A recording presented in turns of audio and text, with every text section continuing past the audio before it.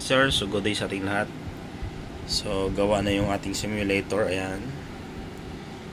So sa mga mag-exclusive training dito sa ating area, ayan, meron tayong demo engine. So madali nang explain sa inyo yung kalagayan ng electrical, and then yung mga internal ng ECU, and then yung mga function ng sensor. So ito sample guys. Ayan, so keyless yan. Okay, so makikita nyo, ulitin ko makikita nyo siya, yung mga nagsisimulate na yung mga pump, fuel pump IC, and then yung mga voltage. Yung under voltage yan, papalitan ko yan kasi itong maliit guys, madaling bumitaw. Pero pakita ko sa inyo na working na yung ating ECG. Ayan. So meron tayong para sa brake at meron tayong para sa starter. So pag nag-start tayo, makikita nyo dyan, and then nagsisimulate yung Sekipe. Ayan, and then gumagana yung ating ignition.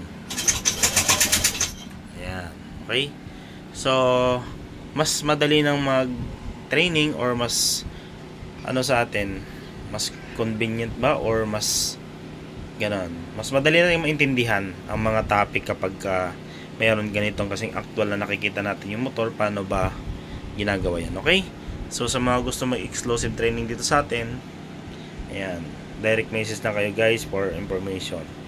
So puro advanced na po tayo ngayon, ang mga tinuturo natin ngayon. Meron pa rin naman tayong basic, ayan, sa mga public, katulad ng gaganapin natin itong darating na June 8, and then June 10, June 11, June 15, sunod-sunod po yan. Okay, so message lang po kayo sa aming page sa Aaron Mecanico and TS Tech Solution. Okay, so magandang araw sa ating lahat.